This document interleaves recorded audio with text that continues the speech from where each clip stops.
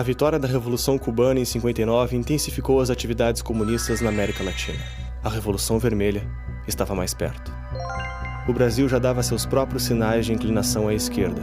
No mesmo ano, a capital foi transferida para o centro do país. Você tem dentro desse ambiente ideológico muito polarizado no mundo e no Brasil, em 55 a eleição do Juscelino Kubitschek, que agrega muitos dos filhos do varguismo e da esquerda, vai levar inclusive à construção de Brasília entregue ao Oscar Niemeyer e um projeto, né, muito esquerdista de poder, de tirar a política, por exemplo, do Rio de Janeiro, de tirar de perto da população, e você encomenda um projeto urbanístico de esquerdistas, de stalinistas, para fazer uma capital totalmente de concreto, sem esquinas, com grandes avenidas, com palácios, onde os políticos podem viver numa redoma, numa ilha, distanciados da população, porque eles são esses iluminados que têm uma visão inacessível à população. A população não vai entender. Por exemplo, você pega o Palácio do Catete do Rio de Janeiro, né? O sujeito abriu a porta do Palácio do Catete, ele está na rua, então ele está no meio do povão. Agora em Brasília não, você tem um lago, tem uma distância, tem não sei o quê. Quer dizer, o presidente é inatingível, ele está no Olimpo. A cidade foi feita para isto. A concepção dos caras é esta. Não se faz isto, a não ser que você tenha um plano na cabeça. E, evidentemente, o Niemeyer tinha. Refletindo o modelo do livro A Cidade Comunista Ideal, escrito por 2 arquitetos soviéticos, Brasília evidenciava o caminho que o país e sua mentalidade estava sendo levado. Os cofres públicos não ficaram impunes à construção da nova capital. A mentalidade desenvolvimentista também estava presente em vários setores da economia. O plano de fazer 50 anos em 5 causou o congelamento de salários, agravamento da inflação, e também foi a primeira vez que ouvimos falar de calote ao FMI. Ao mesmo tempo, uma figura começava a despontar em São Paulo, já tinha sido governador, despontava com o discurso dele do varre, vassourinha, né, combater a corrupção, ganhou uma proporção muito grande no país. E ele sabia fazer o tal do teatro que o político precisa para convencer o povo, né? Ele punha talco para fingir, para simular caspa, ele comia pão com mortadela sentado na calçada.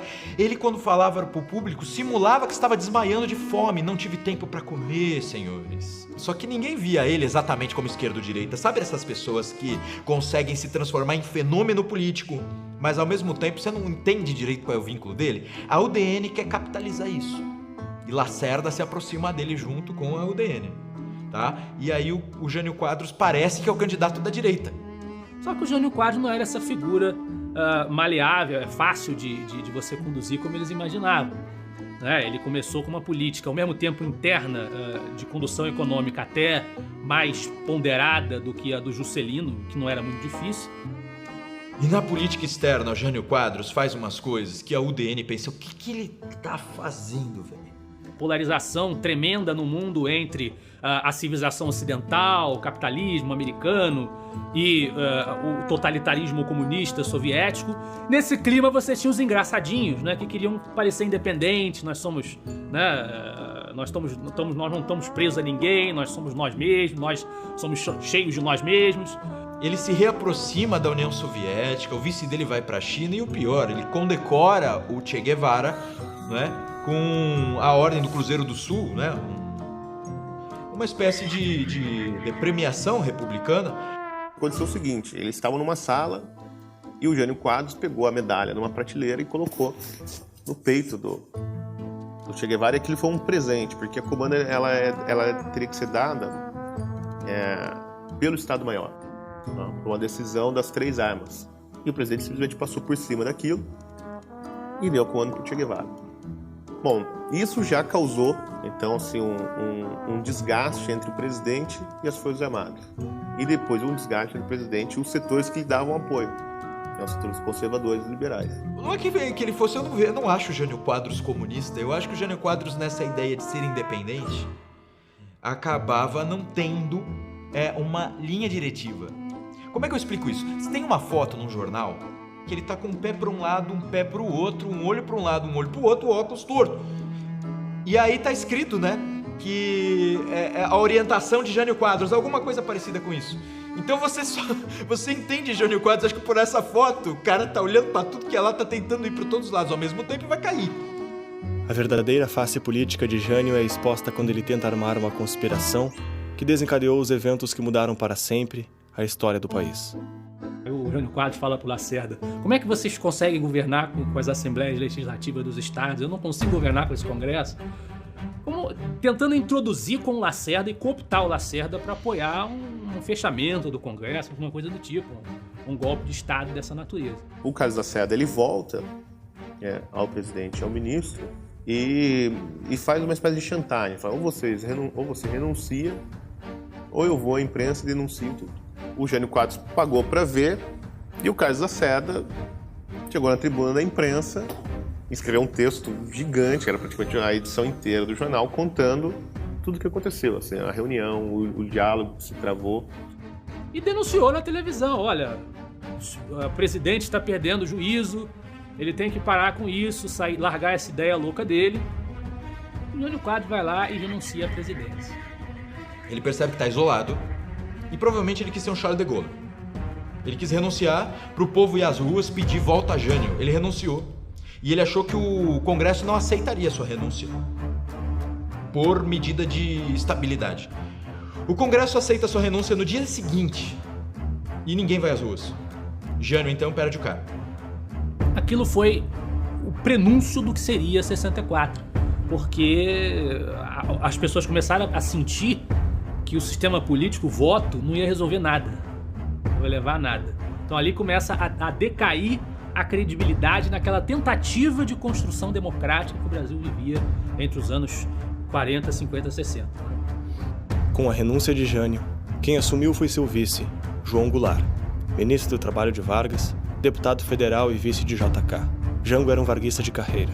Apesar de não ser ligado ao pensamento marxista, João Goulart tinha ligações com outras ditaduras populistas latino-americanas. Só que quem estuda o período sabe que o Comintern, o poder comunista soviético, tinha uma orientação para os comunistas apoiarem. Quando eles estavam fragilizados, quando eles não tinham condições de assumir o poder por uma revolta armada, eles tinham orientação para apoiar os governos nacional-populistas.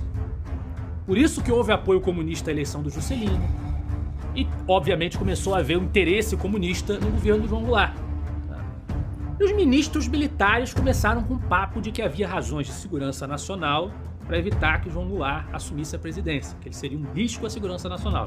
Quando Jânio Quadros renunciou, João Goulart estava na China comunista de Mao Tse-tung, estreitando o relacionamento entre os dois países.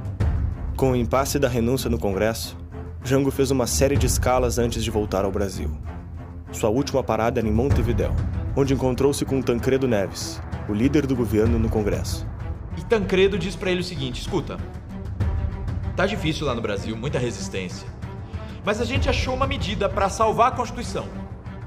Na verdade, a gente pode deixar a Constituição um pouquinho de lado, é para salvar o Brasil. E tá, que conversa é essa, né? O Tancredo diz o seguinte: a gente pode fazer um parlamentarismo.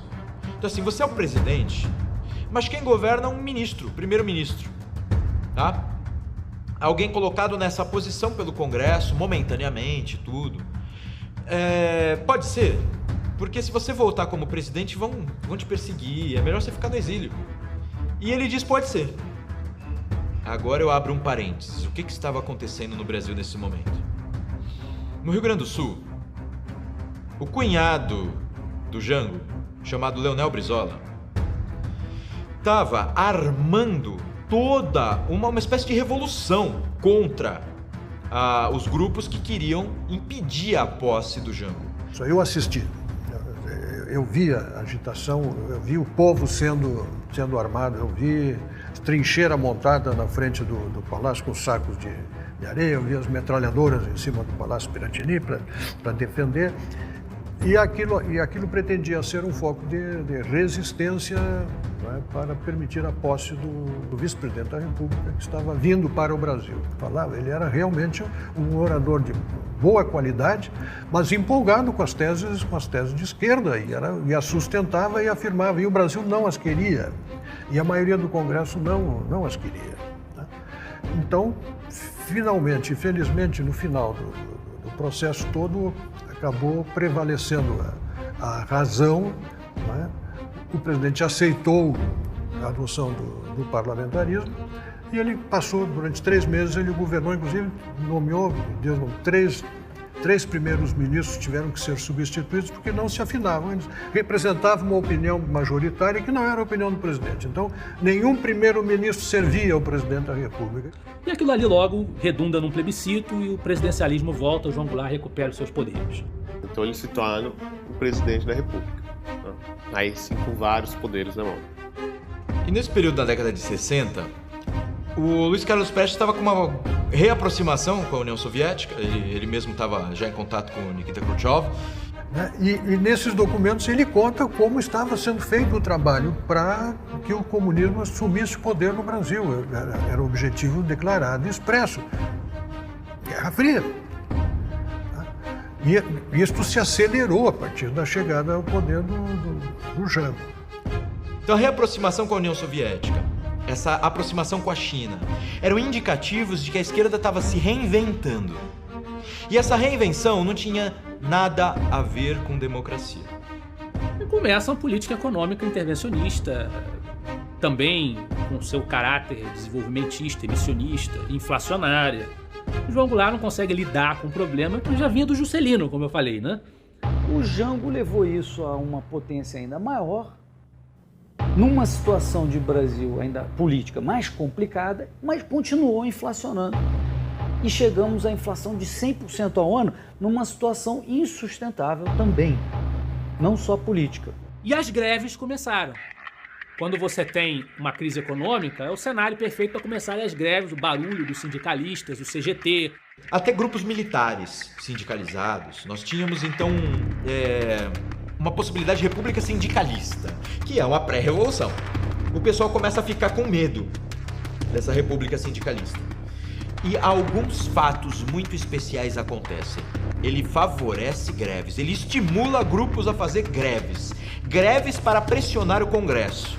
Agora me diz uma coisa, se você é um presidente que promove greves, paralisações nacionais, você, presidente da República, promove paralisações nacionais para pressionar o Congresso, isso é democrático?